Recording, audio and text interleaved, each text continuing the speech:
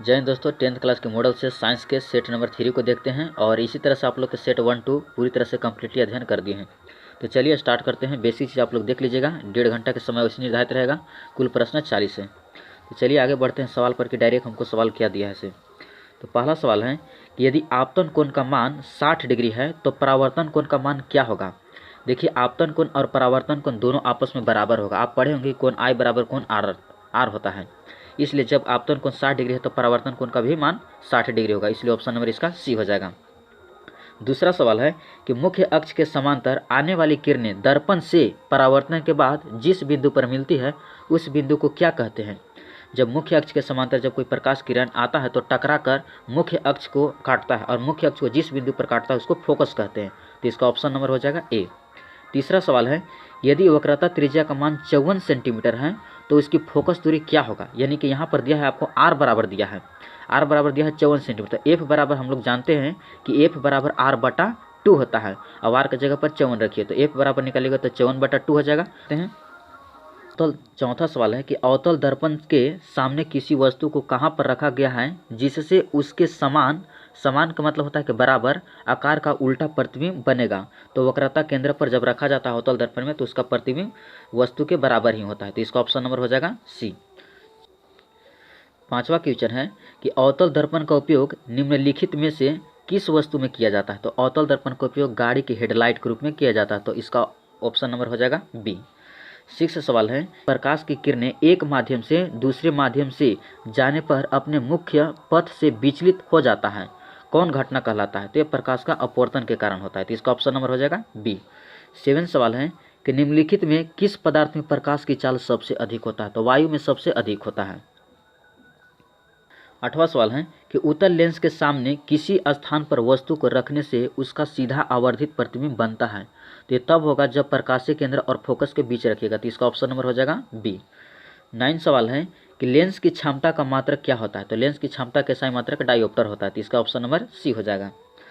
10 question है कि 10 centimetre ऊंचा एक वस्तु किसी लेंस के सामने रखा गया है जिससे वह 3 गुना बड़ा प्रतिबिंब बनाता है, तो उस लेंस द्वारा उत्पन्न आवर्धन क्या होगा।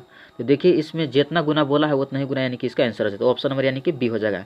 यदि आप इसको नहीं बना पाइएगा तो कमेंट कीजिएगा, इसको हम बना के आप लोग के फिर से वीडियो भेज देंगे। 11 सवाल है कि नेत्र के किस भाग में प्रतिबिंब का निर्माण होता है। तो दृष्टि पटल पर होता है। तो इसका ऑप्शन नंबर ए हो जाएगा। 12 सवाल है कि निकट दृष्टि दोष को किस लेंस द्वारा दूर किया जा सकता है। निकट दृष्टि दोष को तो अवतल लेंस द्वारा ठीक किया जा सकता है। तो इसको बी ऑप्शन हो जाएगा। 13 क्वेश्चन है कि सामान्य नेत्र का दूर बिंदु क्या होता है। तो सामान्य नेत्र के लिए दूर बिंदु अनंत होता है। तो ऑप्शन नंबर इसका डी हो जाएगा। 14 क्वेश्चन है कि दिए गए किस जैव प्रक्रम से हमें ऊर्जा मिलता है। तो श्वसन से। इसका ऑप्शन नंबर ए हो जाएगा।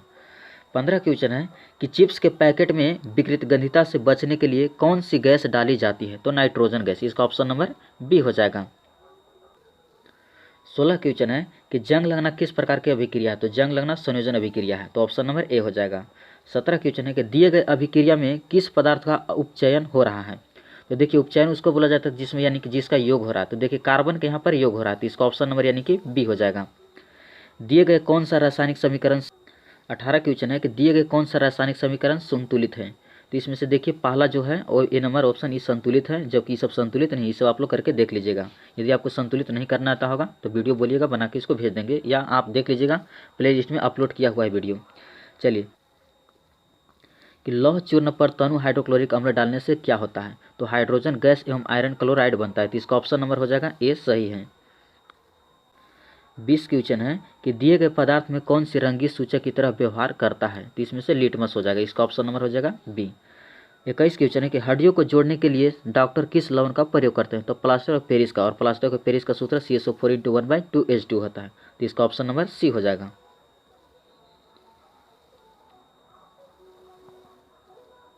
22 क्वेश्चन है कि प्लास्टर ऑफ पेरिस का सूत्र क्या होता है। तो यही सूत्र हो जाएगा CSO4 × 1/2H2। तो ऑप्शन हो जाएगा इसका सी।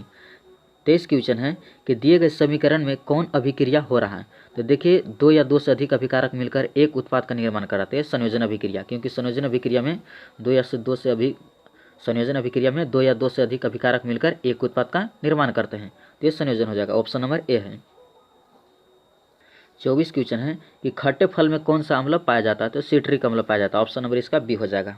25 क्वेश्चन है कि कोई बिलियन अंडे के पीसे हुए कवच से अभिक्रिया कर एक गैस उत्पन्न करता है जो चूने के पानी को दूधिया कर देता है, इस बिलियन में क्या होगा, तो HCl, इसका ऑप्शन नंबर बी हो जाएगा। 26 क्वेश्चन कि कोई बिलियन नीले लिटमस को लाल कर देता है, तो इसका pH मान क्या संभव होगा। नीले लिटमस को लाल कर देता है तो अम्ल करता है, अम्ल का pH मान 7 से कम होता है, इसका ऑप्शन नंबर हो जाएगा सी। 27 क्वेश्चन है कि अमीबा अपने किस अंग में भोजन का पाचन करता है, तो ये करता है खाद्य रिक्तिका में, इसका ऑप्शन हो जाएगा डी। 28 क्वेश्चन है कि पाचन प्रक्रिया में आमाशय में कौन प्रोटीन का पाचन करता है, तो पित्त करता है, इसका ऑप्शन नंबर हो जाएगा डी। निम्नलिखित में किस जीव में प्राणी समभोजी पोषण होता है, तो ये होता है अमीबा में, तो इसका ऑप्शन नंबर हो जाएगा सी। 30 क्वेश्चन है कि मानव हृदय में कितने कोष्ठ होते हैं, तो इसका हो जाएगा ऑप्शन नंबर 4, इसका ऑप्शन नंबर हो जाएगा डी, क्योंकि 4 पाया जाता है कि निम्नलिखित में कौन भोजन के माध्यम को क्षारीय कर देता है, यहाँ क्षारीय लिखा गया है, क्षारीय है, क्षारीय कर देता है तो पित्त करता है, तो इसका ऑप्शन नंबर हो जाएगा डी। 32 क्वेश्चन है कि उत्सर्जन तंत्र की क्रियात्मक इकाई को क्या कहते हैं, तो ब्रिकानो, इसका ऑप्शन नंबर हो जाएगा सी। 33 है कि निम्नलिखित में कौन कार्य उत्सर्जन के द्वारा नहीं होता है। 33 क्वेश्चन है कि निम्नलिखित में कौन कार्य उत्सर्जन के द्वारा नहीं होता है।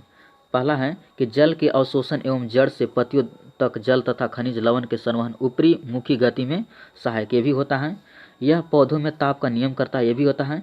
यह जाइलम में जल की गति के लिए प्रेरक बल प्रदान करता है, ये भी होता है। यह भोजन का संवहन करता है, ये नहीं होता है, तो ऑप्शन नंबर इसका डी हो जाएगा सही। 34 क्वेश्चन है कि निम्नलिखित में से कौन एक लिंगी पौधा है, तो पपीता, इसका ऑप्शन नंबर बी हो जाएगा। 35 क्वेश्चन है कि दिए गए चित्र किस प्रकार के जनन को दर्शाता है, तो मुकुलन को दर्शाता है, इसका ऑप्शन हो जाएगा बी। 36 सवाल है कि लड़कों में यौनावस्था के लक्षणों का नियंत्रण कौन हार्मोन करता है, तो टेस्टोस्टेरोन, इसका ऑप्शन हो जाएगा ए। 37 क्वेश्चन है कि निम्नलिखित में कौन मादा जनन तंत्र का भाग है, तो गर्भाशय हो जाएगा, ऑप्शन नंबर इसका सी हो जाएगा। 38 क्वेश्चन है कि हम जितने भी ऊर्जा का उपयोग करते हैं उनमें से अधिकांश पर सौर ऊर्जा से उत्पन्न होता है, निम्नलिखित में कौन सा ऊर्जा स्रोत अंततः सौर ऊर्जा से उत्पन्न नहीं होता है, तो जैव मात्रा, इसका ऑप्शन नंबर हो जाएगा डी। 39 क्वेश्चन है कि निम्नलिखित में कौन नवीकरणीय ऊर्जा स्रोत है। नवीकरणीय उसको बोला जाता है जिसको हम बार बार उपयोग करते हैं, तो सौर ऊर्जा हो जाएगा, इसका ऑप्शन नंबर डी हो जाएगा।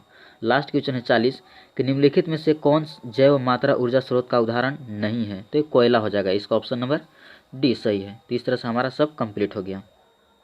तो इस तरह से आई होप दैट कि आप पूरा समझ गए क्वेश्चन को, और इसी तरह से आप सभी वीडियो को देखें, आपको पूरी तरह से सभी सवाल को तैयारी मिलेगा। चलिए लास्ट आज के लिए इतने करते हैं।